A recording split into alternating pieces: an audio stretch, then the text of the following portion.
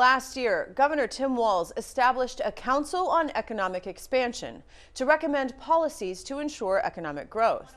The council released a roadmap last summer. We're at an inflection point in Minnesota's history.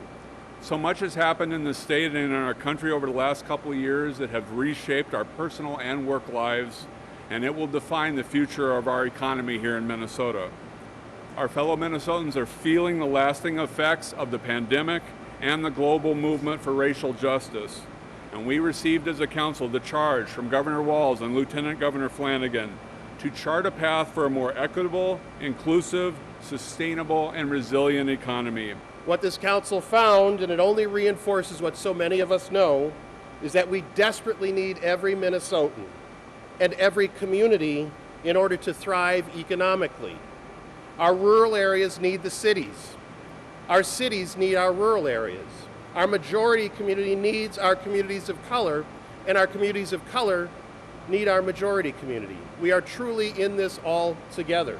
We've seen economic successes come out of Minnesota's businesses and workers working hand in hand. Some of the air that we've always breathed in this state is collaborative problem solving. So when we put the council together last summer, understanding that the future is going to look very different.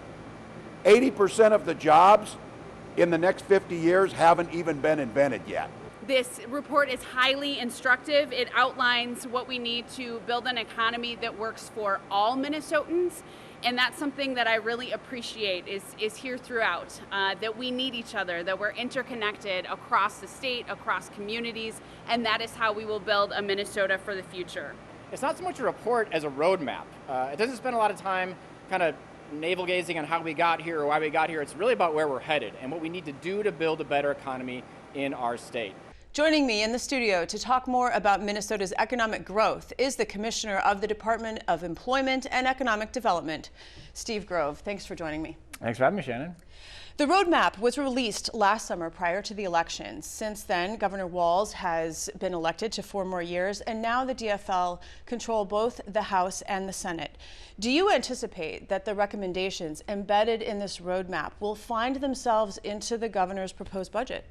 Oh, absolutely. I mean, this is an extraordinary roadmap given to us by 15 citizens of our state, leaders who came together and said, you know what, we need to be thinking long term. And the ideas in this roadmap are very big picture, and they cross a lot of different agencies. They're not just focused on DEED, and they're not even just focused on the governor. A lot of the ideas are focused on looking at what the entire state should be thinking about, business community, government community, community leaders, and what have you. So I think this is a starting point for us to get moving.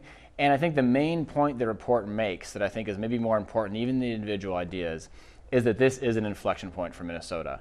That these decisions we make over the next few months in this legislative session are going to affect decades of economic progress for our state. And given the disparities we see in our economy and the gaps in wealth, in employment, and opportunity between whites and people of color in particular, but also other targeted groups that are there, if we don't fix those now, we're doing so at our own peril. And so addressing those challenges in particular is not only a moral challenge, but a truly economic one as well. So you touched on my next question, which is the fact that this roadmap is interwoven in not just your agency, but it touches upon housing, health and human services, education, public safety, transportation, more. So it goes beyond the scope just of DEED. With something this all-encompassing, how does it become policy? Yeah. Well, when you think about what it takes to grow an economy, it touches on a lot of different things. Do you have the right schools so that kids are getting the education that they need? Do you have a great highway system so that commerce can happen between cities, states, and towns? Do you have the talent infrastructure that's there to make sure we have the workers that our businesses need? So economic development, if you do it right, takes a lot of these different levers to do well. The thing that we love about this roadmap, though, is that it doesn't just sort of stay in the clouds and talk about big ideas. It gets very practical. It talks about the fact that we need to have a closing fund to make sure we can attract businesses here, and it gives specific numbers on how much money we should be using to entice businesses to come to our state. It gets very specific on childcare and how we need to make very specific investments to both enhance our ability to get more businesses to get started and to subsidize some of the costs of childcare. If we're really going to grow our economy, we got to have a safe place to put your kids. And so the roadmap is extremely practical in that sense. It has a lot of very specific ideas, sometimes numbers attached to them, that I think are a great starting point for conversation. conversations with the legislature. So there were 5 sort of pillars. I'm calling them pillars. You could call them something else, but 5 points. And the first point was people. We have a hot job market. We don't have enough workers. And of those who remain unemployed, Black and Hispanic people are unemployed at a much higher rate, or a significantly higher rate than white people are. What are some policies potentially that could alleviate this? Well, the disparities are pretty stunning in Minnesota. The unemployment rate for Blacks right now is more than twice that of whites. And the same is true for several other demographic groups. So there has to be some shifts here if we're going to take advantage of the labor that is in our state. And I will say that we also know that communities of color are participating in the labor market at higher rates than whites. So this is a hard-working segment of the population that businesses need to, and I think in many cases do want to avail themselves of, but we need to make those connections. I think a big area of focus for us is going to be small business growth. We have seen small business starts tick upwards by about 30% month over month since the governor took office. That's a good thing. We want to see those businesses succeed, and we want them to be started by people of color who are going to also hire people of color and build that kind of generational wealth that will shift the dynamic and transform things in our state. We were able to get about $80 million to rebuild some of the tracks that were decimated during the civil unrest after George Floyd's murder. That was a start.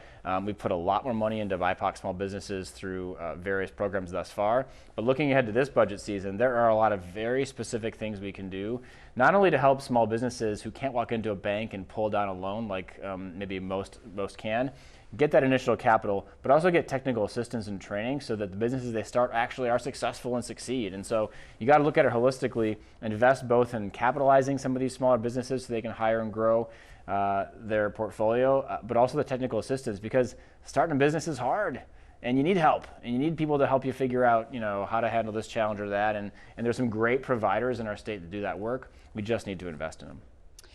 The second pillar are policies that support communities. Communities was the second word. Yeah. But it includes, it talks about voting rights, it talks about public safety and arts and culture and the outdoors. So why is it important to include these aspects to economic development? Well, at the very root of economic development is a community, right? I mean, the state can and needs to play a role in helping communities grow, but communities that can solve their problems, that have the resources, that are attractive places to live, I mean, that's the fundamental of developing an economy, of attracting talent to want to come in and live and grow here.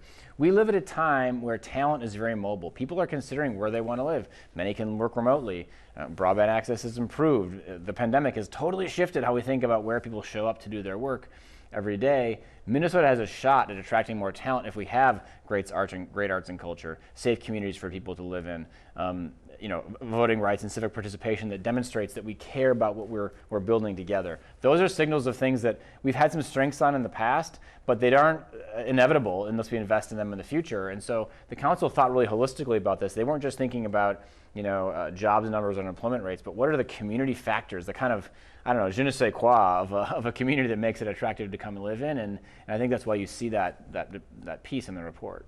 The 3 other pieces are businesses, which we've touched on just a little bit. We can only touch just a little bit, and I would encourage people to look at the whole report. Yeah. Innovation and infrastructure, and you just mentioned broadband.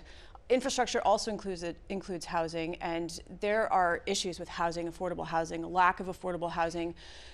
What are some possible ways to tackle, the broadband, which we've been talking about forever? Yeah. It seems like, having equal access all across the state, and then the housing concern. Yeah. Well, infrastructure is huge, and it is the foundation to economic development from an investment standpoint. Broadband, we are painfully close here. We have within our sights the ability to finish the job in Minnesota. We can connect our entire state if we play our cards right. We've got a huge influx of federal dollars coming in. We're trying very carefully to use that money wisely across the state. And then we need to continue to make some investments from the general fund to accelerate this. We'd like to see the entire state connected in the next 4 years. We think we have a shot at it if we're willing to invest heavily this session. It's the perfect use of one-time dollars, which we have at our disposal here with this surplus. And I think it's a very bipartisan issue. Housing as well, the housing market in many ways is broken. On affordable housing in particular, I hear this from businesses every day. We've got a bonding bill in our sights that I think will tackle a lot of this, but it is a major workforce development issue. I'm hearing businesses outside of the metro in particular who are saying they just can't attract the talent because people can't find a place to live. Some companies are even buying up hotels or even individual homes for potential candidates because they need to make sure they have a place to live, otherwise they just can't recruit. So that's a problem government is built to solve. There's other problems where government should stay out of the way, but broadband and housing, I think, are two where there's a market failure there that we need to accelerate and fill that gap so that we have a great state to live in. In just the few minutes we have remaining, I want to get your thoughts on innovation, because Governor Walz said at the event, 80% of the jobs in the next 50 years haven't even been invented yet. So what does that mean to you? And as the Commissioner of DEED, how do you see innovation playing in? Well, it's huge, and my background is not in government. I come from Google. I come from the private sector. Google is famously one of the most innovative companies in the world, and I feel blessed to have worked there and to see how great companies get started and build and grow.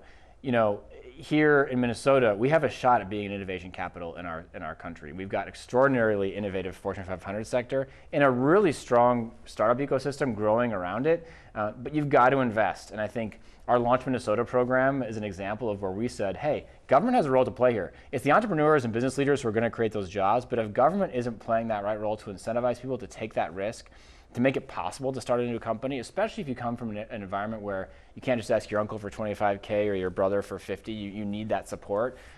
We think we can make a big difference there, and Minnesota has every reason to believe we can be an innovation leader in our nation's economy. Commissioner of DEED, Steve Grove, what a pleasure. Thank you. Thanks, Shannon.